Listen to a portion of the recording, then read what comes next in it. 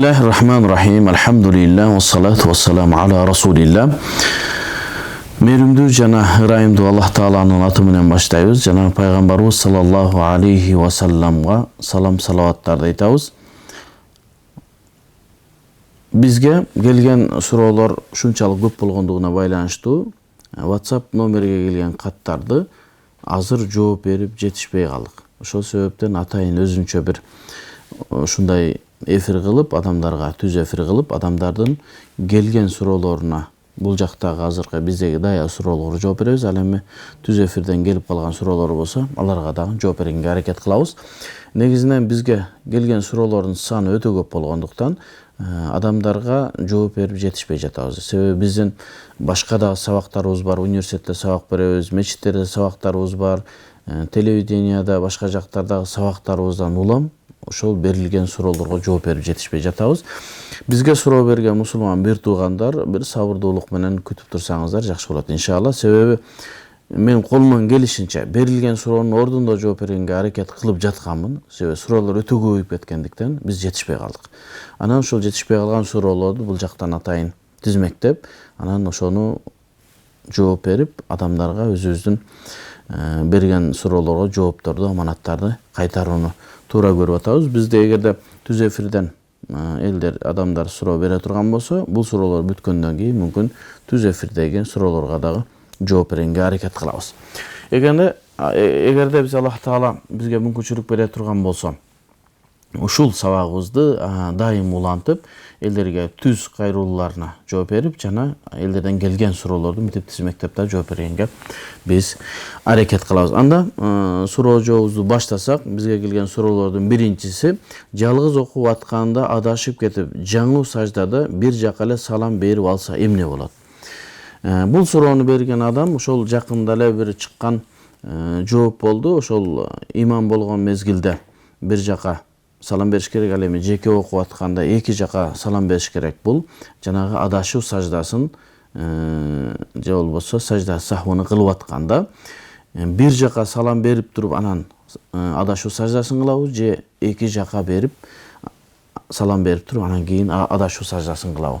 Бул боюнча ошол маселелер өтө тереңдеп кеткендиктен өзүнчө жооп берүүгө аракет кылалы, кеңирээк жооп бергенге дагы аракет кылалы. Биринчиден, эгерде бир адам намазда важип амалдардан адашып кеткен болсо, важип амалдар калып кетсе, же болбосо кечиктирилген болсо парыз, ушундай абалдарда адамдар адашуу саждасын кылышы керек болот. Адашуу сажда деген нерсе ошол намаздагы анча-мынча кетирген кемчиликтерди ошол адашуу саждасын кылып, анан ошондон улам ошол намазын толуктоо болуп эсептелинет дагы. Буну адашуу саждасы же болбосо сажда саху деп аталынат. Сажда саху кылууну каалаган адам бир жака салам бериш керекпи же эки жака салам бериш керекпи деген маселе. Андан дагы кийин дагы бир маселе айтылып жатат. Эгерде имам боло турган болсо бир жака салам бериш керек, ал эми өзү жеке окуп атканда эки жака салам бериш керек. Бизге суроо берип аткан жараныбыз ал эмне: мен жалгыз окуп жатып бир жака салам берип алдым, эмне болот деген суроо. Бул маселенин түпкүрүгүнөн чече турган болсок, биздин Ханафи мазхабтагы этибарга алынган муътамат китептерге кайрыла турган болсок, биздин дээрлик бардык китептерде ал жеке окуп аткан болсун жана же болбосо имам болсун оң жака салам берилет деген маселе бар. Ал Ханафи мазхабта дээрлик бардык китептерде. Бирок кээ бир дагы башка китептер бар, биздин Ханафи мазхабта этибарга алынган китепте ошол эки жака салам берип туруп, анан кийин адашуу саждасын кылыш керек дейт. Ал имам болсун, ал жеке окуп аткан адам болсун.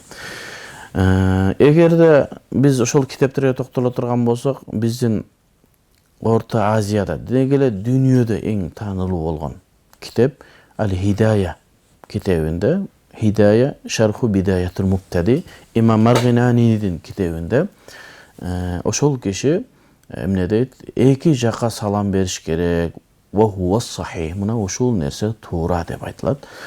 Ал эми имам Marghinani'di erçip Multaqal Abhur деген биздин Ханафи мазхабтагы mu'tamad kitapta мына ушул сөздү айтып, мына Ханафи мазхабтагы ушул белгилүү эки китепте эки жака салам берилсин деген маселе айтылат. Жана башка китептерде. Бирок көпчүлүк китептерде бир жака салам берсин дейт. Буну имам Абул Баракат Насафи рахматуллахи алейхи өзүнүн Кафи деген Вафи деген китептин шархында Ханафи мазхабтагы эң mu'tamad китептерден, эң этибарга алынган китептерде Ал-Асахху эң туурарагы бул бир жака гана салам берилиш керек деп айтат. Жана көптөгөн китептер Жумхурул улама көпчүлүк ханафилер ошол бир жака гана салам бериш керек дейт.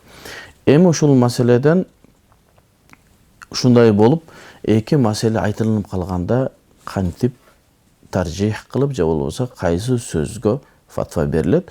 Биздин аалымдарыбыз ошол ахлу таржих ва тасхих башкача айтканда аалымдардын арасындагы анча мынча эки берилип калган фатваны туурарагы кайсы дегенде ошол ахлу таржих аалымдары көпчүгөн матын жанагы биздин Ханафи мазхабтагы этибарга алынган китептерде ошо бир жака салам берилсин деп айтылат.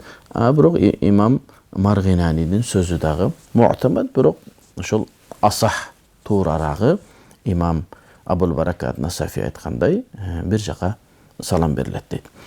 Ошондон улам анан үчүнчү маселе чыгып калды. Бул имам болгондо бир жака салам бериш керек, ал эми жеке окуп атканда эки жака салам бериш керек деген да бир маселе чыгып калды. Анан ал маселени айтканда эмне деп атат? Эгерде имам болгондо эки жака салам бербей турган болсо, анда адамдар намаз бүтүптүр деп кыймылдап жибериши мүмкүн. Анан намазы бузулуп калуусу мүмкүн. Ошон үчүн имам болгондо бир жака салам берип, жеке окуп атканда эки жака салам бериш керек дейт. Бул сөздү кимдер айткан? Бул сөздү имам Шурун Булали рахматуллахи алейхи өзүнүн Шурун Булалия деген китеби, бул Дурарул Хуккам, Шархы Гурарул Ахкам деген китептин хашия жазган, ошого түшүндүрмө жазган китебинде мына ушундай деп баяндайт. Эгерде имам боло турган болсо бир жака салам берсин, ал эми жалгыз окуп атканда эки жака салам болсун. Ушул аалым ушул эки риваятты, Ханафи мазхабта келген эки риваятты бириктирип амал кылууга аракет кылгандай сүрөт калтырынган. Ошого имам Тумурташи рахматуллахи алейхи имам Ибн Хумамдын Задул Факир деген бир кичинекей Ханафи мазхабта жазылган китебине шарх жазганда ушул маселени айтып баяндап келип туруп кааннаху мақбул. Мына ушу айтып аткан сөзү Шурун Булалидин мындай бир кабыл алганга бир боло тургандай нерсе, бирок туурарагы ушу бир жака эле салам бериш керек дейт. Себеби бул Шурун Булалидин айткан сөзүн Ханафи аалымдардан дээрлик эч ким кубаттаган эмес. Бир гана Мажмуул Анхур китебинен Шарх Мултақал Абхурдун ээси Шейхи Зада кабыл алган бул шарх китебинде, анан хашия китебинде. Бизге белгилүү болгондой Ханафи мазхабта хашия жана шархтар экинчи, үчүнчү орундагы китептер болуп, андан дагы имам Шурун Булай рахматуллахи алейхи мазхабтагы фукаха мухаддисиндердин катарына, башкача айтканда 9-кылымдан кийинки келген алым болуп, кээде мазхабка каршы кээ бир өзүнүн пикирлерин айткан абалдар дагы болот. Эгерде мурдагы биздин аалымдардын сөздөрүн имам Шурун Булали же болбосо кийинки мутаахир, кийинки келген аалымдар баяндап, чечмелеп бере турган болсо, ал баш үстүнө биз алардын сөздөрүн алабыз. Алар качан гана мазхабтан чыгып же болбосо бир хадисти көрүп, бул хадис сахих болуп турат, ошол хадистин негизинде Абу Ханифанын сөзүн таштап, андан кийин биз шуну алабыз деп айта турган болсо, анда биз кийинки келген аалымдардын сөзүн эмес, балки биздин алтын доордо жашаган жанагы 4-кылымдан 9-кылымга чейинки матындардын ээсинин сөздөрү жогору коюлат. Эми ушул үчүнчү маселеде ошол имам бир жагына салам берсин, ал эми жеке адам эки жагына салам берсин деген китептерибизде белгилүү дагы эмес, аны бир белгилүү чоң Ханафи аалымдары кубаттаган дагы эмес. Демек, бул үчүнчү орундагы кабыл болот. Биринчиси бул бир жака салам берген, андан кийинки эки жака салам берген. Анан үчүнчү ошол Ибн Хумамдын, имам Шурумбул Алидин айткан сөзү. Имам Шурумбул Али рахматуллах алейхи биздин Ханафи мазхабтагы оң чоң аалымдардан. Бирок ошо менен эле бирге имам Шурумбул Алидин кээ бир маселелерде Ханафи мазхабка каршы келген деген айыптаган учурлар бар. Мисалы имам Шурумбул Али рахматуллах алейхи эркек кишилер кызыл кийсе болот деген өзүнчө бир макала жазган, анан башка ошол китептеринде дагы баяндаган да. Анан аны бүтүндөй аалым, Ханафи аалымдар жектеген. Себеби эркек кишилердин кызыл кийинүүсү бизде макрух тахрими, арамга жакыныраак, башкача айтканда арамда эле сөз. Ошон үчүн имам Ибн Абидин рахматуллах алейхи Хашия деген өзүнүн сон китебинде ошону баяндап айтат. Ошол кызыл кийүүгө берилген фатвасында. Ал киши 30 жыл окуп туруп, ана изилденип туруп, анан кийин мен ушундай чечимге келдим деген сөз айтылган. Анан ошондо Ибн Абидин айтат. Себеби сен дейт мазхабтан чыгып, хадис сахих болуп калды деп туруп мазхабты таштап атасың. Сен өзүң мукаллид болсоң, сен хадистен өкүм алганга муштахид мутлак эмессиң го деген айыптоосун айткан.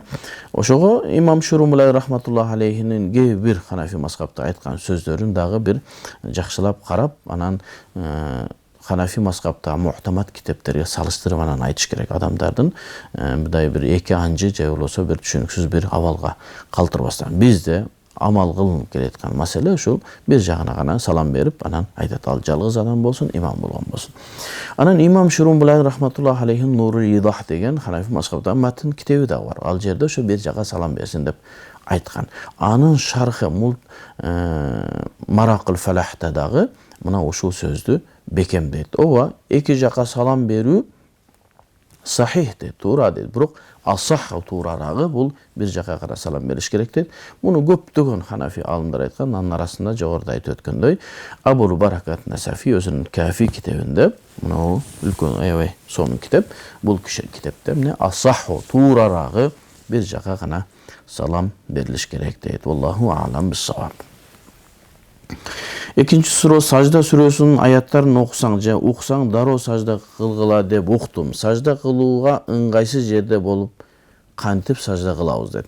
Сажда аяттары Куранда бизде ошол Куран окулуп атканда сажда аяттары бар. Ошону окуган адам сажда кылуусу милдеттүү болот. Сажда кылуу дегенде ошол Аллаху акбар деп эле бир жолу сажда кылуу жетиштүү болот.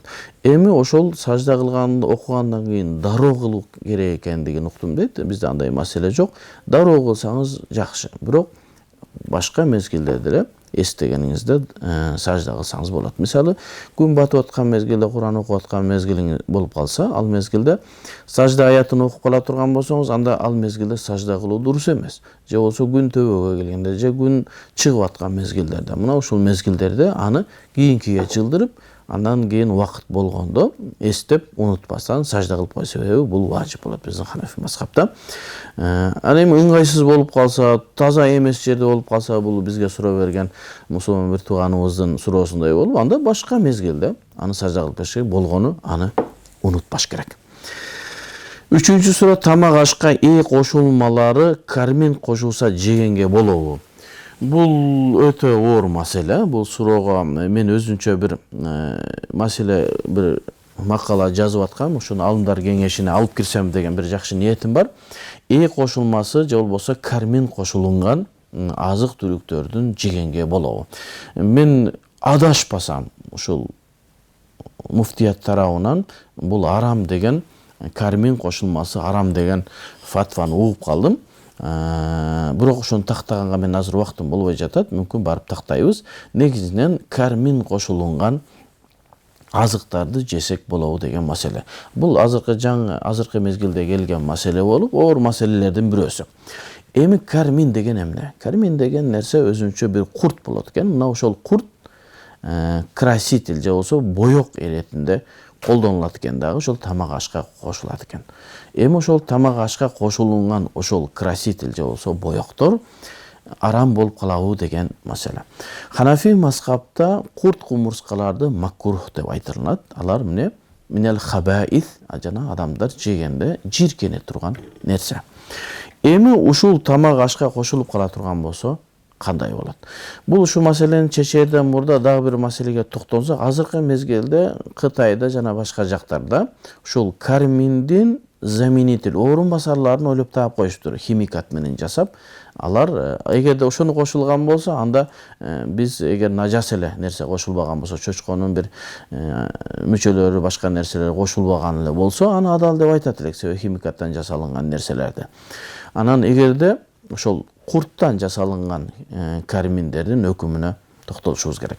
Мага бир ишеничтүү адам айтты, ошол тамак аш бизнесинде жүргөн адам, азыркы мезгилде Кытай бизге ошол карминдин химикалык жол менен жасалган жана курттан эмес, ушундайлар көбүнчөсү мына ошол колдонулат, ошол арзан дейт. Эгер ушундай боло турган болсо, маселе жеңилирээк болот. Эгер курт кошулган болсо, ошол өкүмү кандай болот? Эми бизде Ханафи мазхабта жогоруда айтып өткөндөй эле карминдеги курт маселеси бизде макрух деп айтылат. Макрух болгондон кийин аны жеген жакшы эмес. Ушул маселеге токтолордо мен бир маселеге көзүм түшүп калды. Бул биздин китептерде кырмыз деп келет экен. Кырмыз деген илгери ошону колдонушу, ушу куртту адамдар кийимдерди боёгон экен. Демек, кийимдерди боёп адамдар кийип жүргөн болсо, демек нажас эмес. Нажас болсо анда кийимди боёгонго болбойт эле да. Кийимди боёп ошону кийип жүргөнгө болгон болсо, макрух болгондугу адамдардын табияты тартпагандыктан жегенге, ошон себептен макрух деп айтылган да. Ошого имам Ибн Абидин рахматуллахи алейхи өзүнүн Хашия китебинде ушу кырмыз жөнүндө сүйлөшүп, "Ва хуа тахирун", бул таза дейт. Кырмыз таза дейт. Ошол себептен кийимдер боёлуп жатат дейт.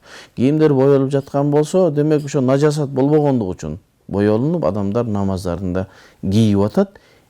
Ин лам юкал, ушундай ибара менен келет, эгер мен адашпасам, эгер ал желинбесе дагы дейт. Анан кээ бирки адамдар мына ушул ибараны окуйт дагы, демек желим жесе болбойт деген өзүнүн түшүнүгүн айткан. Мен айтат элем, бул жерде имам Ибн Абидин бул таза, аны адатта адамдар жебеген болсо дагы деген мааниде. Эми демек бул негизинен таза нерсе экен. Бирок жегенге адамдар адатта жебегендиктен ушул макрух болгон. Демек таза, нажас эмес. Эми ушул тамак ашка кошулуп калгандагы өкүм кандай болот?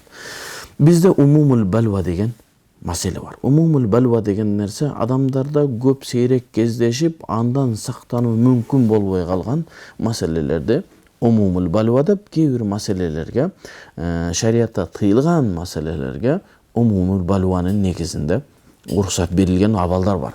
Умумул балва деген нерсе адамдардын сактануусу мүмкүн болбой калганда. Азыркы мезгилде эгерде кармин, ошол курттан алынган красителди эсептей турган болсок, же болбосо кармин эле аттуун эсептей турган болсок, азыр бүтүндөй тамак ашка бул нерсе кошулуп атат. Ичимдиктерге кошулуп атат, шоколадтарга кошулуп атат, тортторго кошулуп атат. Бардык нерседе карминдин составы бар. Эми бир аз илимден маалыматы бар адамдар, же болбосо китеп окуган адамдар ошонун составын карап мүмкүн ошондон сактанышы мүмкүн. Бирок жалпы адамдар андан сактанышы мүмкүн болбой калды. Мисалы үчүн айыл жергелеринде, той топурларда коюлган конфет баары жейилип атат. Торттордун баары жейилип атат. Ошол мезгилде адамдар арам жеп атат деп фатва беришибиз керекпи, же кандай? Эгерде ушул чочконун нерсесинен жасалынган болуп калса, анда адамдарга баяндап айтсак болот эле. Эми ушул мезгилде адамдардын сактануусу мүмкүн болбой калса, ушундан адамдар баягы бардык эле бул нерседе бир адис болбогондуктан ушуну жеп аткандын бардыгы арам жеп атабы дейбизби, же бул зарылчылык үчүн буларга уруксат беребизби? Бул боюнча мен өзүмдүн оюмду айта турган болсом, оюм дегеним бул ошол шариаттын чегинде. Адам өзүнүн оюн эч качан өзүнүн шариатта өзүнүн оюн айтканга акысы жок. Себеби ар ким өзүнүн оюн айта бере турган болсо, анда шариат бир канча аалымдардын ойлору болуп калат. Жок. Ой дегенде ошол шариаттын эрежесинен чыкпаган пикир. Ошону биз туура түшүнсөк. Бизде мышыктын кешиги же болбосо чычкандын кешиги макрух, бирок адамдарга уруксат берилген, аны арам деп айтпайбыз, балки макрух деп айтылат. Мисалы, Пайгамбарыбыз саллаллаху алейхи ва саллам өзүнүн берекелүү хадисинде айтат: бул мышык силердин үйүңөрдө, силерди айланып силердин үйүңөрдө жашаган жаныбар. Тавафуна алейкум ва тавафат деп айтылат дагы. Ал нажас эмес дейт. Нажас эмес деген эмне себептен? Үйдө жүрүп мышык бир нерсеге башын салып койсо, тамактан, судан ичип койсо, аны колдонууга уруксат деген маселе. Эми мышыктын маселесине кайта турган болсок, мышыктын шилекейи адалбы же нажаспы? Асыл негизге карай турган болсок, нажас болот. Себеби шилекей ошол этине ээрчип өкүм берилет. Эгерде эти арам боло турган болсо, анын шилекейи дагы арам болот. Эгерде эти адал боло турган болсо, шилекейи дагы адал болот. Ошон үчүн эми мышыктын этине кайта турган болсок, мышыктын эти арам, а шилекейи дагы арам болуш керек. Бирок Пайгамбар саллаллаху алейхи ва саллам бул умумул балва, адамдардын сактануусу оор болгондуктан бул нерсеге уруксат берилет. Себеби ар бир үйдө мышык болот. Илгери эми азыр шаар жергесинде гана мышыктар болбой калбаса, айыл жерге да баардык мышык бар. Чычкандан башкадан сактануу үчүн, же болбосо ашкан тамактарды берүү үчүн үйдө мышык багылат. Же болбосо эч бир зарылчылык жок болсо деле мышык бакканга шарият уруксат берилет, иттен башкасына. Ал эми ушул мезгилде адамдардын сактануусу оор болгондо, нажас болгон нерсе уруксат берилген болсо, умумул балва эрежесинин негизинде. Ал эми кармин бул тахир, таза болуп атат. Таза болуп атканда, эми ошол тамактарга кошулуп адамдар андан сактануусу оор болуп калган мезгилде биз зарылчылык үчүн ушуга уруксат десек жакшыраак болот. Адамдардын арам жеп атат дегенине караганда, зарылчылык үчүн уруксат десек жакшы болот. Муну шариаттын илиминде тахриж деп айтылат. Аллаху а'лам бис-саваб. 4-чү суроо: ата энем айылда турат. 4 бир тууганбыз. 3 кыз, анан мен. Жалгыз эркек баламын. Үй бүлөм менен Бишкекте турам. Айылга барганда касыр окуймунбу, касыр намазды толук түшүндүрүп коесузбу дейт. Аллах ыраазы болсун, жакшы үй бүлө, ата энеси айылда турат экен, өзү шаарда турат экен.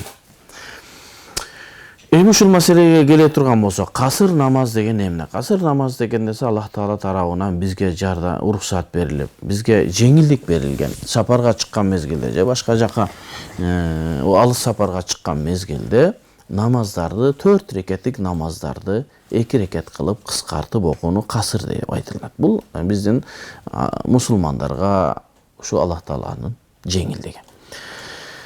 Касыр намазы кайсы намаздарды касыр кылынат? Касыр намазы бул 4 рекеттик намаздарды 2 рекет кылып сапарда окулат. Эгерде 120 километр, азыркы алымдар кеңешинин чечими менен ошол 120 километр боло турган болсо, анда мына ошол аралыкка сапар кылган адамдарга эмне 4 рекеттик намаздарды 2 рекет кылып кыскартып окуганга шарият уруксат берет. Эми ошону мисалы 120 километр андан алыс жака сапар кылып баштаганда, үйдөн чыгып, айылдан ошол жашаган жердин чегинен чыккандан баштап касыр кылып окулат. Мисалы сиз Алматыга сапарга кетип атасыз, аэропортко кетип атасызбы? Аэропортко кетип атканда сиз Бишкекте жашайсыз. Качан гана Бишкек бүттү дегенден чыккандан кийин жолдо сиз намаздарды касыр кылып окуй берсеңиз болот. Мисалы аэропортко барып касыр кылып окуй берсеңиз болот. Себеби Бишкектин чек арасынан чыктыңыз. Эми ошол 120 километр деген маселеде да биздин алымдар кеңеши 120 километр деген бул нерсени дагы бир сыйра карап чыккан туура болот. Биздин китептерибизде ошо 90-85 километрден 90 километрге чейинкилерге чоң алымдар сыфатпай берип жүрөт. Ошол маселени дагы бир карап чыксак болот, себеби адамдарга жеңилдик кылуу үчүн. Экинчи маселеге келгенде, эми кайсыл жерге барганда намаздар касыр окулунат. Эми бул адам айылда ата энесине бар экен, анан жалгыз эркек бала экен. Үй бүлөсү менен Бишкекте турат экен. Айылга барганда касыр окуйбу же толук окуйбу? Себеби бул жерде өзү ойлоп атат, ошол менин эски үйүм деп, ата конушум менин үйүм бар, ал жака барганда мен касыр окуймун, толук окуймун дейт. Шариятыбызда качан касыр окуп же болбосо кайсыл жер ошонун мекени деп эсептелинет десе, үй бүлөсү аялы менен кайсыл жерде жашап аткан болсо, мына ошол жер анын мекени болуп эсептелинет. Мисалы, бул адам, жигит, күйөө аялы менен Бишкекте жашап атабы, бул Бишкек анын үйү болуп эсептелинет дагы. Мына ушул жерде гана намаздарын толук окуйт. Ал эми ата эшикке барганда, атасынын жанына, атасынын үйүнө барган мезгилде, бул эгерде 15 күн же андан көп турууну ниет кылбаса, намаздарын касыр окуш керек болот. Ошого кээ бир адамдардан угуп калып атабыз да, кайнатасыныкына барганда дагы толук окуш керек болот. Анан тиги атасынын үйүнө барганда, же болбосо айылда бир чеги болсо, бир айылда үйү болсо, ошол жерге барганда дагы толук окуш керек деген. Негизи аялы менен кайсыл жерде туруктуу жашаган болсо, мына ошол жер анын негизги мекени болуп эсептелинет. Калган жерге барганда 15 күндү гана эсептейбиз. 15 күн жана андан көп турууну ниет кыла турган болсо, ал жерде намаздарды толук окуйт, болбосо касыр окулунат. Ал эми шам намазы жана витр намаздары толук бойдон 3 рекет окулунат, сүннөттөр толук бойдон окулунат. Аллаху алам бис-саваб. Farz namazının 6. surə, farz namazının 3. reketinde zam sürəni baştab alıb, birok estey kalıp ayatın başından toktop rükuga ketsə, namazın ayağında sacda safı kılış kerekmi? Emi bizde şam namazı 3 reket bolup, birinci jana 2. reketinde Fatiha jana zam sürə okuyuz. Al emi 3. reketinde Fatiha gana okuyuz. Je bolboso tasbih aytabız, je bolboso jön ele indebestен rükuga ketsek dele bolat. Emi bul kişi ошол 3. рекетте Фатихадан кийин зам сүрө окуп алыптыр. Ошого эми мен эстеп калып кайра рукуга кеттим. Мен сажда сафка адашуу саждасын кыламынбы жокмун деп. Жок, бул маселеде аалымдарыбыз китептерде сажда сафкы кылуу милдеттүү эмес деп айтышат. Сажда сафкы ошол 3. рекетте дейли. 3. рекетте Фатиха менен зам сүрөнү окуунун, же болбосо Фатиханы окуунун өкүмүнө дагы бир кайрыла кете турган болсок, бизде парыз намаздардын акыркы 2 рекетинде, эгер шам боло турган болсо, шамдын 3. рекетинде адамдар ыктыярдуу дейт. Кааласа Фатиха окуйт, кааласа 3 жолу тасбих айтат, субханалла, субханалла. Кааласа индебестен эле бир аз туруп эле рукуга кете берсе болот. Бирок эң жакшысы бул Фатиха окуган, андан кийинки тасбих, андан кийинки индебестен туруп рукуга кеткен. Эми ушундай абалдар болуп калышы мүмкүн. Бирөө шашылып аткан болот, бирөө самолетке кечигип аткан болот, же убакыт чыгып аткан болот, же болбосо макрух убакытка кирип кетип аткан мезгилде мына ушул амалдарды колдонсо болот. Фатиха окубастан эле тасбих айтып деле 3-4 рекетте рукуга кете берсе болот. Бирок жакшысы соол көбүрөөк бул Фатиха окугандык. Аллахым разы болсун. 7-чи суроо. Namazda zam sürönün ortasından adashıp ketsem, başka zam sürönü okup koysam emne bolat. Sürönü unutup kalganda keydi. 10-15 sekund turup kalam. Namaz buzulbayбы. Негизинен namaz buzulbaydı. Şonun üçün sürölөрдү жакшы жатташ керек. Эми намазга келерден мурда ар бир мусулман инсан biraz өзүнүн намаздан көңүлү бурушу керек. Себеби сиз Аллах Таала менен байланышып аткан мезгил. Сиз менен Аллах Таала менен бир баарлашып аткан мезгил болот. Анан ошол мезгилде оюңуз башка жака кетип, намаз деген рухун унутуп, жөн эле бир башка нерселерди ойлоп, эмне окуп атканыңды эле билбей, намаз бүткөндөн кийин Фатиханы окудумбу, окубадымбы деп ойлонуп калып, же болбосо кайсы зам сүрөнү окуганын билбей калган учурлар эми бул мусулман адамга мындай бир уяла турган иште. Мусулман адам күнүгө 5 маал намазында Аллах Тааласына кайрылып аткан мезгилде ошол намазга турарда баардык ойду бир жерге коюп, мен намаз окуп атам, кайсы намазды окуп атам, аны аныктап, анан кайсы Фатиханы окуйм, андан кийин мынау зам сүрөнү окуйм деп дайынданып, анан окуса, анан намаз окуп атканда колдон келишинче окулуп аткан аяттын маанилерине көңүл буруп, эми бир 10 сүрө, 20 сүрөнү жаттагансыз да, ошонун кыргызчасынан болсо деле үйрөнүп алыш керек да. Адам деген нерсе намазына бир аз көңүл буруп, эмнени окуп аткандыгын билгенге аракет кылган жакшы эмес. Азыркы мезгилде Куранына кыргызча которулуп калды. Алмамбет устаздын которулмасы менен өтө мындай жакшы. Азыркы мезгилде эң жакшы Курандын түшүндүрмөлөрүнөн деп айтсак болот. Адабий тил менен аябай сонун кылып берген. Ошону окуй турган сүрөлөрүңүздүн, же болбосо жаттаган бир 15-20 сүрөңүздүн маанилерин карап, Ошону бир көзүңүздөн өткөрүп коюңуз.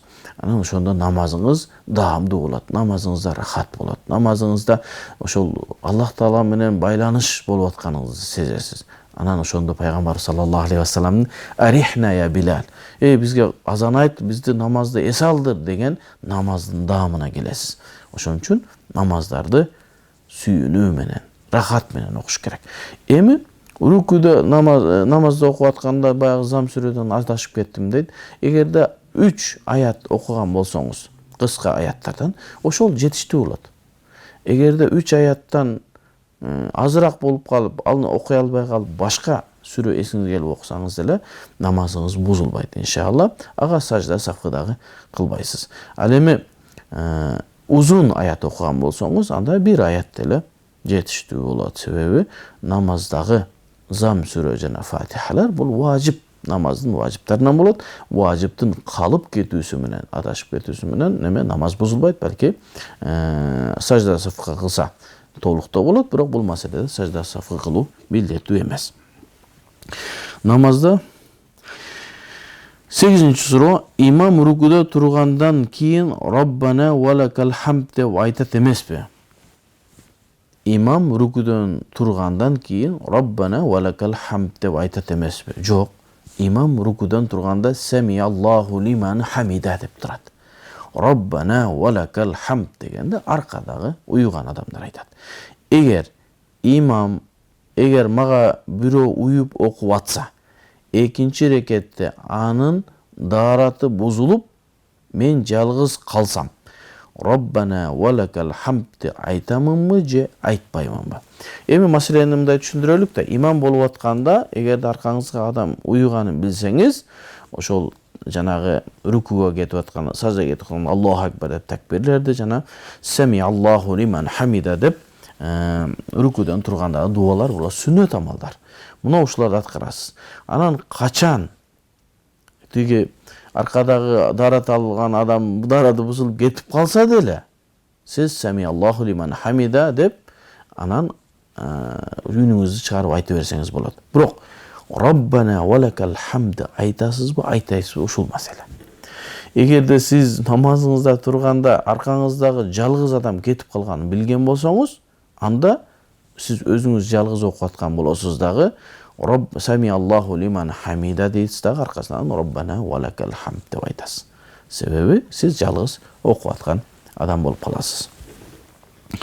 Имам намаздын ичинде Аллаху акбар деп айтканды унутуп, өзү эле рүкү же саждага кетип калса, артындагылар эмне кылат? Имам кандай кылыш керек болот мындай абалда? Имам болгон адам, айттык, жана жогоруда айттык, имам болгон адам ар бир нерсеге көңүл буруш керек. Намаздын парыздарына көңүл буруш керек, намаздын важиптарына көңүл буруш керек, намаздын сүннөттөрүнө көңүл буруш керек.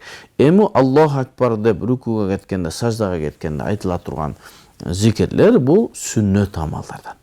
Эгерде имам унутуп калып, аны айтпай кетсе, Аллаху акбар деп аркадагылар ичинен айта берет. Бирок ага лукма берүүнүн дагы кереги жок. Башкача айтканда эскертүүнүн дагы кереги жок. Себеби сүннөт амал.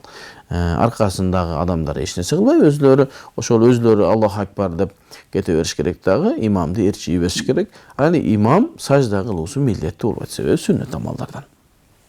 Намазы дагы бузулбайт.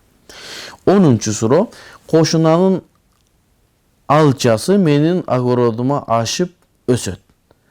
Ал аны терип албайт. Кээде балдарым үзүп же жерден алып жеп коюшат. Мен кошунанын акысына кирип калмаймынбы? Эми кошуна менен мындай маселеде эми майда маселелерге анча бир душмандык же болбосо бир көз караштардын жаман болуусу дурус эмес. Эми кошунаныкына тоогуң кирип кетет, анын алмасы бер жака түшүп калат, сенин алмаң ар жака түшөт. Анан дарак эгип атканда, дарактын мөмөсүнөн башка бирөөлөр жеген болсо, ал ошол адамга садака болот. Анан эми сурабастан жеген жакшы эмес. Эгерде кошунаңыз ошону укса капа боло турган болсо, анда сурабай жегениңиз жакшы болот. Эми балдарга алар жаш балдар боло турган болсо, аларга эми уруксат берилет. Бирөөнүн шагын сындырып, жанагындай уруп, мөмөсүн төкпөгөн абалда баягы түшкөн нерсени жесе зыян болбойт деп айтабыз. Бирок ошо балдарга да тарбия берилиш керек. Бирөөнүн нерсесине тийбегиле, бирөөнүн нерсесин албагыла деп жаштайынан тарбия берилиш керек. Анан эми мөмөсү сиздин огородуңуз жака, сиздин корооңуз жака өсүп кеткен болсо, аны менен кеңешип кыркып салсаңыз деле шарият уруксат берет. Кеңешип туруп, себеби ортодо бир келишпөчүлүк болбош керек. Өзүңүз кыркып салган болсоңуз, менин дарагымды эмнеге кырктың деп адамдардын арасында бир келишпөчүлүк болуш керек. Себеби анын дарагы сиздин корооңуз жака өспөшү керек. Ушундай тартипте. Себеби сиздин корооңузда мүмкүн ал көлөкө кылып атат, мүмкүн эгиндериңиз бар ушул маселелерде. Эми ушул маселелерде эмне кылыш керек? Кеңешүү менен гана маселени чечиш керек. Анан эми ошол жегенде дагы ошол эгерде кошунаңыз ошол сиздин жегениңизден нааразы боло турган болсо, анда жебеш керек. Өзүбүздүкү толтура, ушундай маселелерде адамдардын акысына кирбегенге аракет кылыш керек. Даарат алып жатканда, мисалы башка мас тартуу менен бут тужуунун ортосунда эң көп канча убакыт болушу керек дейт. Машалла. Даарат алып жатканда, даараттагы абалдар, бутту, колду, бетти жууп аткандагы биринин артынан бири болуусу бул сүннөт амалдардан. Ошол сүннөт амалдарды аткарсак, биз ошого сооп алабыз.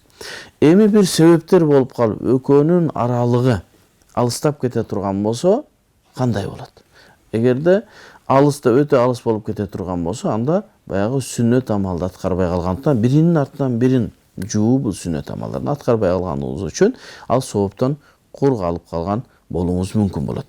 Эми ошонун ортосу канчалык абалда болуш керек? Жанагы эми бул жерде суроо ушундай болушу керек да, жанагы сүннөттүн соогуна жетүү канча убакытта сүннөттүн соогуна жетпей калат дегенчи. Ал эми дурустугу боло берет канча убакыт өтсө деле. Дааратыңыз дурус болуусу канча убакыт өтсө деле, жууган эле болсоңуз даарат өтө берет. Бирок ошо сүннөт качан сүннөттүн соогуна келбей, жанагы биринин артынан бири болбой калды деген абал качан болот десе, бир мүчөнү жуугандан кийин экинчи мүчөнү жууганга чейин биринчи мүчө суусу кургап калган болсо. Аны алымдарыбыз айтат, ошол өтө ысык болбогон абалда, өтө шамал болуп аткан абалда эмес, мындай бир орто погодада ошол суу денеден биринчи мүчөнүн суусу кургап калып баганча болсо, ошол сүннөттү аткарган болот дейт. Андан ашып кетсе, сүннөттүн соогунан кур калган болот. 13-чү суроо: жаңылуу саждасын кылгандан кийин дагы жаңылып кетсең эмне болот? Жаңылуу саждасын кылгандан кийин дагы жаңылып кетсең. Эми ошо жаңылуу саждасын кылганда бул намаздын эң акырында болуп атпайбы? Сиз намаздын эң акырында жана отурган мезгилде ат-тахиятын окуп туруп, оң жагыңызга салам берип, анан эки жолу сажда кылып, кайра ат-тахиятын окуп атканда адашып кетип атасызбы? Же ат-тахиятын унутуп калып атасызбы? Кандай болот? Эгерде бул сүрөт бир мага жаңы элестетип атат, кандай болуп адашып калышы мүмкүн? Же болбосо салам ат-тахиятын окуп туруп эле оң жакка салам берип, сажда кылып туруп, кайра саждадан чыгып кеттиби? Эгер ошондой боло турган болсо деле, кайра сажда сафкы кылбайт. Себеби ат-тахиятты жанагы важипти аткарды. Андан кийинки амалдардын бардыгы сүннөт. Ал эми ат-тахияттын өлчөмүнчө отуруу бул парз. Эгерде андан чыгып кете турган болсо, анда намаз бузулуп калат. Сиздин сурооңуздун маселесинде сиз ат-тахиятты отурдуңуз, окудуңуз, андан кийин оң жакка салам бердиңиз, андан кийин ат-тахияттын окубастан дароо намаздан чыгып кетсеңиз деле, намазыңыз дурус боло берет. Кайра адашуу саждасын кылуу милдет эмес. Айыз учурунда аятал курси окуп жүрсө болобу? Айыз учурунда биздин ахлу сунна вал жамаат 4 мазхабта Куран окуганга жана кармаганга тыюу салынат. Себеби Аллах Тааланын сөзү бул урматтуу. Мына ушул урматтуу Аллах Тааланын сөзүн таза эмес мезгилде окуган жакшы эмес. Айыз мезгилинде жана жунуп мезгилинде, жана аял менен эркек жакындык кылып, анан гусул важип болуп бирок гусулду жуунбастан туруп Куранды кармаганга да болбойт, окуганга да болбойт. Негизи Куранды дааратсыз да кармаганга болбойт, себеби Аллах Тааланын сөзү. Эми качан ошо айыз мезгилиндеги аялдарга Куран уруксат берилет? Биздин Ханафи мазхабында этибарга алынган фатваларда Куран окулунбайт. İmam Karhi, İmam Tahavilerden ayat kılıç ökönün ortasında kişine meseleler var. Bırak al öte bir zarılçılık mezgilde gana fatva verilmese, azırkı mezgilde bizge fatva vermegen üzeri durus sebebi. Gevirki Kur'an jattagan medreselerde şunu ruhsat berip koygan aballar bolatken şundan saktanganыбыз жакшы. Эми айыз мезгили канча болот? Bir 6 gün 7 gündün tegerегинде kızlar айыз көрөт. Ушул мезгилде Kur'anды unutup kalat degen dagы bir korkunuş çok. Себеби ал мезгилде ал кыздарга башка милдеттемени мойнуна жүктөш керек. Кандай дуаларды жаттасын, зикирлерди жаттасын, Куранда келген, хадисте келген дуалары бар го. Ошолорду окуса айыз мезгилинде болот. Раббана атина фид дуния хасана ва фил ахирати хасана ва кина азабан нар. Бул дуа. Бирок Куранда. Шуну окуса болобу? Куран ниетинде эмес, дуа иретинде окуса болот. Adema ayatal kursi bul dua iretinde okulunbaydı. Emi andan keyin dağı başka hadiste gelgen dualar var da şu ayız mezgilinde şu dualarda okuduğunu milletlendirip koş gerek. Oşoğanan her ayda kança degen dualardı kızlar jatta bolat bayağı vakti tekki getirmeydi. Şonun için ayız mezgilinde Kur'an okugan jakşı. Andan keyinki suroğuza geletirsa 15. suro. Men бирөөгө акча карызмын. Карыз берген адамды таппай жүрөм. Мага да бирөө карыз. Ал мага бербей жүрөт. Ала турган акчамды өзүмдүн бере турган карызыма ниет кылып карызымдан кутулсам болобу дейт. Ай азамат, аябай сонун суроо экен. Сиз бирөөдөн карызсыз. Бирок карыздын ээсин таппай жатасызбы? Сиз издегенге милдеттүүсүз. Себеби ал сиздин мойнуңузда. Аны кыяматта жооп бересиз. Эгерде такыр таппадыңыз, bir ай, 2 ай издедиңиз. Азыркы мезгилде массалык маалымат каражаттары бар, Instagram деген нерселер бар, Facebook деген нерсе, Telegram бар. Ошол жактардан мен паланча түкүнчөдөн акча алдым эле, менге байланышып кой, акчаңды алып кет деп жарыя берсеңиз, мүмкүн сизге байланышка чыгып калат, телефонуңузду жазып койсоңуз. Эгер ушундай кылгандан кийин дагы эгер таппасаңыз, сизге бир жолу бар. Аны башка бирөөгө ошол карыз адамдын атынан садака кылсаңыз болот. Себеби таппай калсаңыз такыр.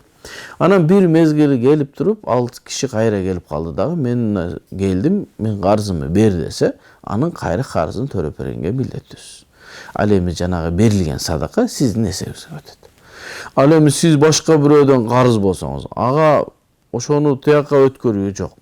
Өзүңүздүн карызыңызды тияка төлөңүз, тигинин карызын бияка алыңыз. Себеби ар кими кыяматта өзүнө өзү жооп берет. Ала турган акчамды өзүмдүн бере турган карызыма ниет кылып койсоң жок. Эгерде сиз ушундай бир абал болсо, өтө муктаж болуп атасыз. Карызга бере турган акчаңыз жаныңызда турат. Анан жанагы бирөөгө садака кылыш керек го. Ошол садаканы өзүңүз муктаж болуп турсаңыз, садака алууга, анда өзүңүз иштетсеңиз дагы болот. Бирок ээси келип кала турган болсо, жогоруда айткандай кайра аны кайтарып беришиңиз милдеттүү болот. Москва шаарынан жазып жатам дейт. Машалла, Аллахым разы болсун. Москвада иштеген жана Россияда иштеген мусулман бир туугандарга мен суктануу менен караймын да. Мен ошол жака ушул илимий сапар менен барып келдим да. Надежда ушу диний борбору бизди чакырып, ошол жака барып элдер менен жолугушуп, сабак өтүп, суроолорго жооп берип келдим. Адамдардын жүзүнөн исламга болгон сүйүнүчтү, исламга болгон кызыгууну байкадым да. Адамдар өзүнүн динине ушунчалык күйөт экен. Ал жака барган инсандар көбүнчө иштегени барган, бирок сабак болот. Ушундай Кыргызстандан алымдар келип туруп, устаздар келиптир десе убактысын бөлүп, кээде ошо билетин дагы сатып алып барганга аракет кылышат экен. Бирок биз барганда кирүү аксыз болгон. Ошондо адамдарга таң калдым да, ар бир ишин шариаттын талабына ылайык кылганга аракет кылышат экен. ушул кылып аткан ишим шариатка туура келеби, жеп аткан тамагым шариатка туура келеби, окуп аткан намазым кандай болот. Эми таксиде иштегендерден суроо келди, башкалардан суроо келди. Намаз убактысы чыгып кетип атканда биз жолдо болуп калабыз. Эми Москванын жолдору ушундай тегиз, ушундай сонун жолдор экен, бир токтоп намаз окуганга мүмкүн эмес. Ал жерде окуганда штраф салына турган, машина токтосо штраф салына турган абалдар бар. Ошондой кыйынчылыктарда мусулмандар жашабаган жерде жүрүп, өзүлөрүнүн динин кармап, ислам менен жашап, жана дайыма ошол исламга муктаж жашоосуна муктаж болгон исламий суроолорду сураганына мен аябай кубандым да. Азыркы мезгилде деле биздин сабактарыбызды эң көп көргөндөр Кыргызстанда, анан кийин Россия жергесиндеги көргөн мусулмандар. Биз аларга терең ыраазычылык билдирип айтабыз. Аллах Таалам ошол алыста жүрсөңөр дагы диниңерди бекем кармагыла. Ал жакта дин кармануу иншалла жихадтын немесинде. Азыр Кыргызстанда туруп, ушул жерде туруп намазын каза кылып алгандар бар. Бирок ошондой жерлерде жүрүп намаздарына бекем болгон мусулман бир туугандарыбызга ыраазычылык билдирет элек. Мен Москвадан жазып жатам да, шариатта пара берген чоң күнөөгө. Ооба, шариатта пара берген чоң күнөө.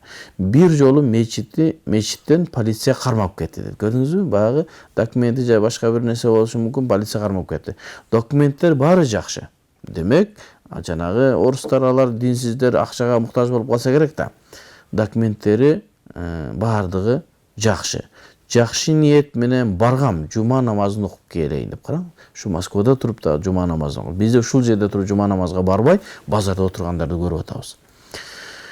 Акча берген үчүн күнөөкөр болуп калбаймынбы? Эми ушундай абалдарда, кээ бир абалдарды Чубак ажекебиз ошол Аллахым ыраазы болсун, ал кишиден бейиштен кылган болсун ордун. Ошол берген фатвасы бар. Эгерде бир жерге сен татыктуу болуп кала турган болсоң, бирок татыктуу жерге сен өтпөй жатсаң, ал жерге пара берилүү керек боло турган болсо, сен берсең күнөөкөр болбойсуң, алган адам күнөөкөр болот деп берген бир жообу бар эле. Ошол эсиме келди. Бул жерде да ошол сиздин маселеңиз ушундай. Сиздин документиңиз баары жакшы болуп турса, өзүңүз ошол жерде расмий иштеп аткан болсоңуз, андан да өзүңүздүн милдетиңизди аткарганы жума намазга барып, жума намазын окуйун деп жатсаңыз, себепсиз эле кармап, сизди убактыңызды алып, жөндөн жолу апарып камап, акчаңызды алууну көздөп аткан болсо, сиз берсеңиз, ошол баледен кутулуу үчүн сиз күнөөкөр болбойсуз. Ал акмак өзү ошо кармаганына да күнөөкөр, пара алганына дагы күнөөкөр болот. Мен имам болуп, апам, аялым, балам жана кызым болуп намаз окуганда сапка кандай турабыз? Ай машалла, караңызчы, үйүндө туруп жамаат менен окуган. Мечитке барып намазга окусаңыз, мечитке барып жамаат менен окуганга 27 эсе сооп алган болсоңуз, үйүңүздө жамаат менен окуган болсоңуз деле ошондой сооп аласыз. Караң, апасы менен, аялы менен, балам, кызым менен намаз окуткан. Эми карайсыз. Биринчи катарга балаңыз турат, калган апаңыз, аялыңыз, кызыңыз экинчи катарда турат. Же болбосо, ушундай тартипте болот, себеби аялдар арка жакта турушу керек болот. Машалла, Аллах Таалам сиздерден ыраазы болсун. Үйдө аял экөө окуса, жамаат болуп эсептелбейт дешет. Туурабы? Эки киши жамаат боло албайбы? Эми Аллах Тааладан үмүт кылабыз, бирок эки адам жамаат болуп эсептелинбейт. Эми бир жерден да угуп калдым бирөөлөрдөн, ошо аялы менен окуган жамааттын соогун алат деген. Биздин Ханафи китептерде андай маселени мен жолуктура алган жокмун. Эгерде бирөөлөр көргөн болсо, айтып койсо, анда биздин билимибизге билим кошулат. Бизде ошол имамдан башка 3 адам болуусу керек. Жумада дагы жума окуганда жуманын дуруз болуунун шарттары ошол имамдан башка 3 адам болуш керек. Демек, ошол жамаат болуп эсептелинет. Эми аялыңыз экөөңүз окуп атканыңыз, бул экөөң бирге окуп атканыңызга сөзсүз түрдө сооп аласыз, бирок жамааттын соогу берилбей калат. Аллахым ыраазы болсун.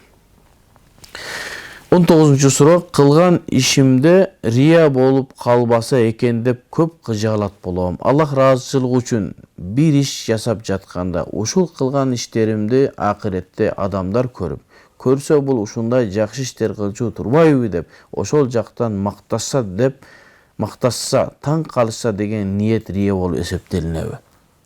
Ооба. Бул нерсе рия болуп эсептелет. Себеби эгерде сиз бир жакшы иш кыла турган, рия деген нерсе эмне? Рия деген нерсе кылып аткан амалыңызды Аллахтын ыраазычылыгы үчүн эмес, балки адамдар көрсүн, адамдар мени мактасын, кыргызда кожо көрсүн деп коет.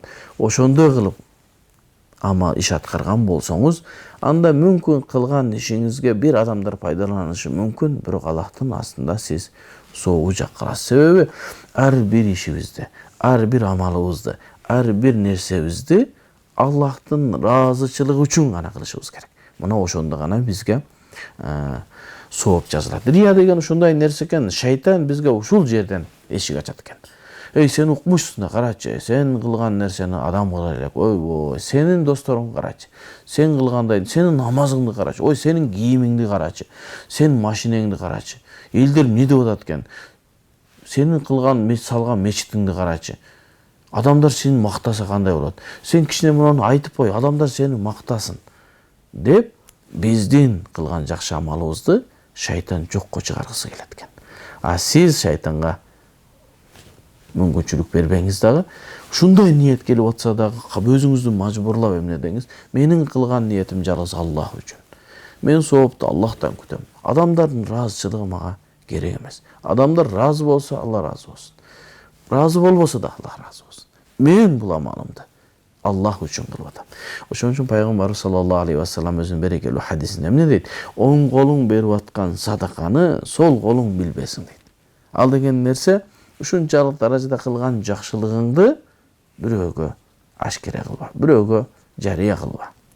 Бирок ушул жерде дагы бир нерсени баса белгилеп кошумчалап кете турган болсок, эгерде сиз кылган ишиңизди адамдарга мындай жарыя кылып койсоңуз, же болбосо адамдарга айтсаңыз, жүрөгүңүздө мактануу иретинде эмес, ушул адамдар дагы ушул жакшылыкка баш урсун, жакшылык амалдарды биздей болуп аткарсын, аларга мотивация берип, же болбосо ушундай бир туура жолго чакырууга, жардам берүүгө, мечит салууга, балдарды окутууга, илим алып аткан балдарга, ошолорго жардам берүүгө, жана окшогон бирөөнүн контрагын төлөп бергенге, шарият илимин окуп аткандарга, бирөөнү дагы чакырып, мына мен төлөдүм, мына мен мынакей бир баланы окутуп атам деп, ошондой кылып бир жакшылыкка себепчи болсоңуз, бирок жүрөгүңүздө ошону мен мактануу иретинде эмес, бирок ага да жакшылык кылуу иретинде болсо, бул нерседе рия болбойт.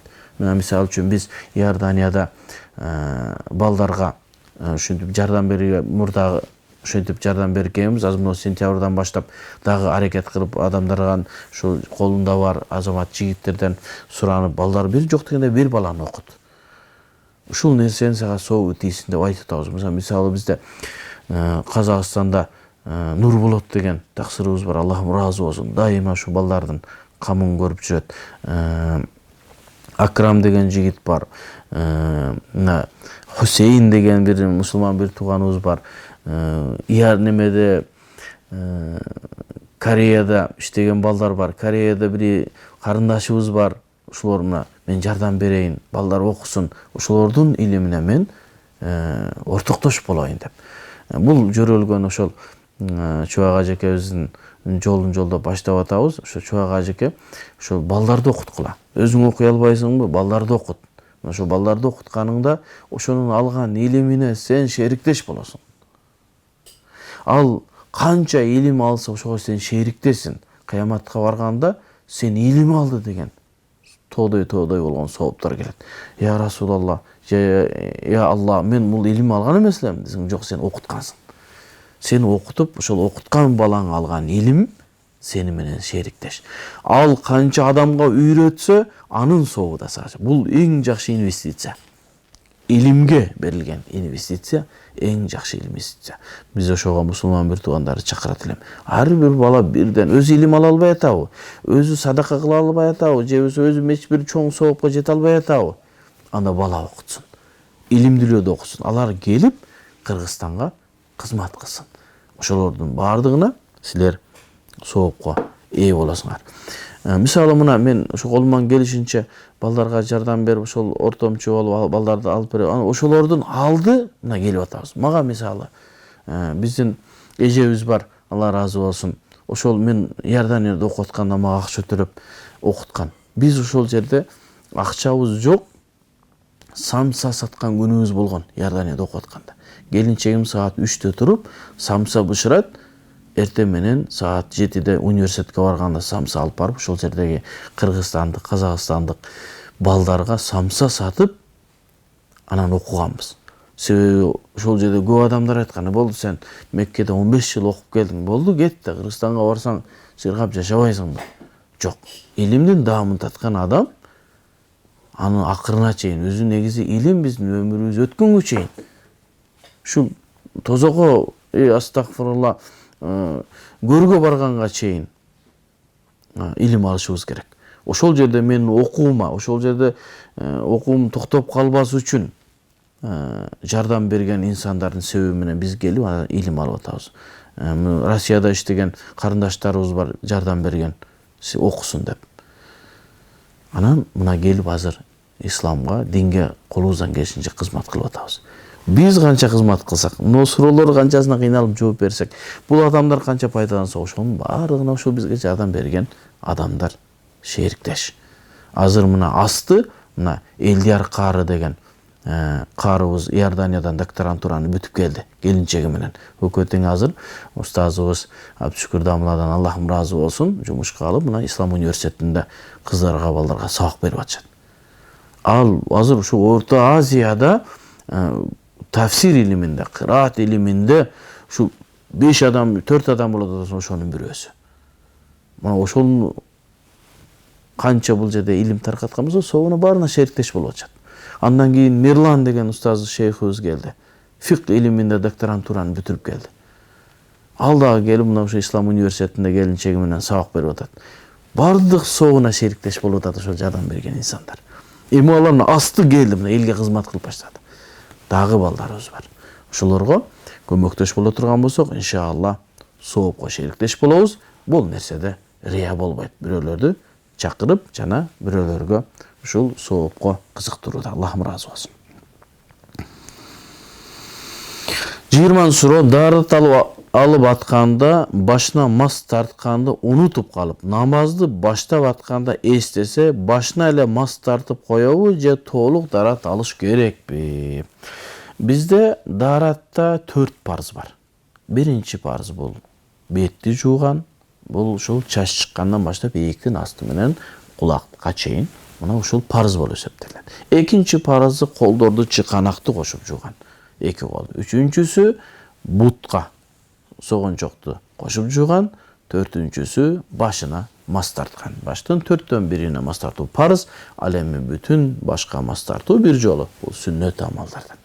Эми сиз бир парызды унутуп калыпсыз. Демек, бир парызды унутуп калгандан кийин сиздин даратыңыз жок деп эсептелет. Даратыңыз жок болгондон кийин намазыңыз да дурус болбойт. Эми эстеп калдыңыз.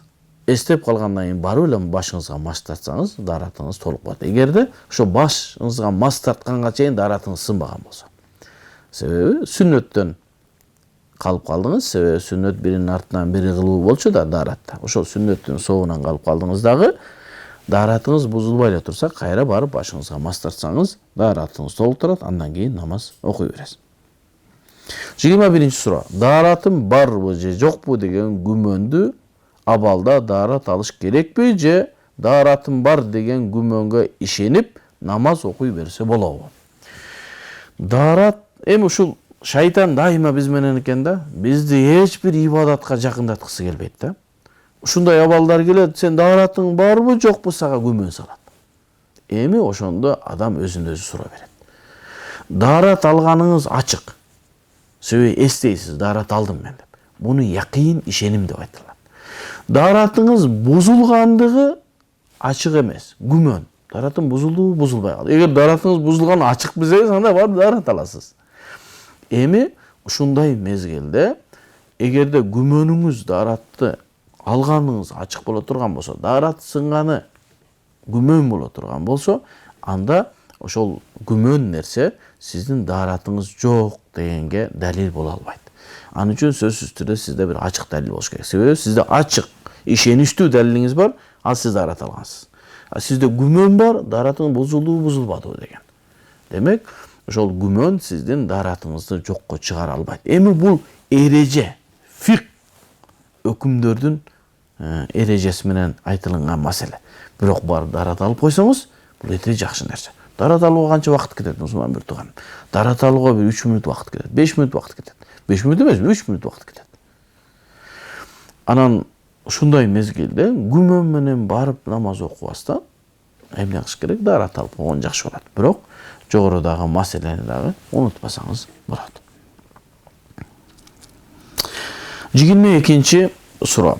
Ажаткана таза эмес болуп калат кээде. Кирүү дуасын сырттан айтып кирем. Дарат алып баштаганда бисмиллахты ичимен айтсам болобу? Эми бул мусулман бир тууганыбыздын суроосу баягы даараткананын ичинде окшойт, дарат тура турган жер. Дааратканага кирерде, дааратка кирүүнүн дуасын айтып, киргенден кийин бисмилла деп ошол сырттан айтып коюш керек. Дарат дуаны айтып, бисмилла деп кире бериш керек дагы, даратты ала бериш керек.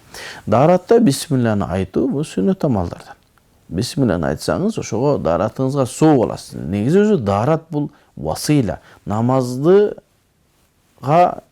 окуганга сизге ортомчу, даратсыздык кетире турган нерсе. Буга ниет кошула турган болсо, бисмилла кошула турган болсо, бул соопко айланат. Ошондой кылып, сырттан дуаны айтып, анан бисмилла деп кире бересиз, дарат алып кайра чыгасыз, мына ошол соопко жетесиз. 23-чү суроо. Дарат алууга ниет кылбай эле даратта жуучу жерлерди жууса, дараты бар болуп эсептелеби? Дараттын парыздары бар, дараттын сүннөттөрү бар. Дараттын важиптери жок. Дараттын парыздарын жана жогоруда айттык. Башка мас тартуу, колду чыканакка чейин жуу, анан бутту жуу, анан кийин бетти жуу. Мына ушул парыз. Калгандары сүннөт амалдар. Эми ошол дараттын астында бисмилла деп айтуу, ниет экен, ниет кылуу бул сүннөт амалдардан. Эгерде сүннөт амалды аткарган болсоңуз, даратыңыз ибадатка айланат. Эми ниет кылбай калдыңыз, барып эле баягы парыз сүннөттөрдүн бардыгын жууп эле барып намаз окусаңыз, даратыңыз жарайбы? Иншалла жарайт, бирок ага соо албай каласыз. Себеби ниет менен жанагы ортодогу алынган васыйла, ортомчу дарат ибадатка айланат. Гусул болуп калып, 24-чү суроо. Гусул болуп калып, анан жуунуш үчүн оозду, мурунду чайкап туруп, көлгө же бассейнге түшө койсо болобу? Гусул болгондон кийинки абалды бир жакшы карашыбыз керек. Гусул болгондон кийин ошол нажасат, уруктуктар денеге жабышып калганбы, калган эмеспи? Эгерде гусулдан мурда баягы жыныстык мүчөңүздү тазалап жууп, анан оозуңузду, мурдуңузду жууп, нажас эмес, денеңизде нажас нерсе калбастан көлгө түшсөңүз, анда ошол гусул болуп эсептелет. Эгерде көл таза чоң болсо, бассейнде эле мына ошондой эле. Эгерде денеңизде нажасаттын бир нерселери бар болсо, аны жуубастан туруп, оозуңузду, мурдуңузду жууп эле көлгө түшүп кетсеңиз, анда жакшы эмес. Себеби бассейнге түшсөңүз, сууну нажас кыласыз. Көлгө түшсөңүз, көлдү булгайсыз. Бул адептен сырткары нерсе. Ошон үчүн бизге гусулдан алдын сүннөт ала бер. Ошон үчүн сүннөт, гусулдун сүннөтү bizde. Гусулдун сүннөтү. Дарат, намазга дарат алгандай дарат аласыз. Андан кийин бүт денеңизди жуасыз, анан ошол гусулдун важибы жана фарзын аткарган болосуз. Эгер оозуңузду, мурдуңузду эле жууп койгон болсоңуз, анан көлгө түшсөңүз, бул мезгилде сиз парыздыгын аткарган болосуз, сүннөттүн соонан кургалган болосуз. Ошон үчүн сүннөттөрдү толук аткарып, намазга дарат алгандай дарат алып, нажасаттардын баардыгын кетирип,